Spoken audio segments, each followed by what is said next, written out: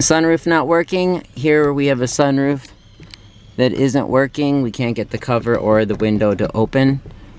So make sure your vehicle is running first off, and check your fuse and relay box in the front of the vehicle before you go and look to the motor. So we're gonna go to the front of the vehicle. The fuse and relay box is just to the right of the battery when looking at the vehicle. You should have a fuse puller in here as well, so we're gonna pull this up. And then we're gonna align this cover, and it's gonna tell you that this is 22 is our sunroof, and 22 is right here, so it's just to the left of the nut. There's that nut just to the left. Then we're gonna look at that fuse, we'll pull that out. We're gonna pop that out. So then what we're gonna do is we're gonna give it a visual inspection. You can see if it's burned. This one doesn't look burned.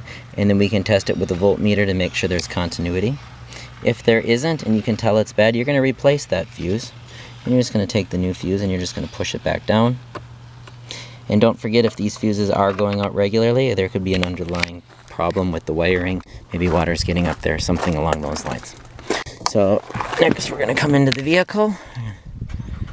Start the vehicle, and we're going to hit these buttons here, and you can see the cover is moving and the windows opening and closing.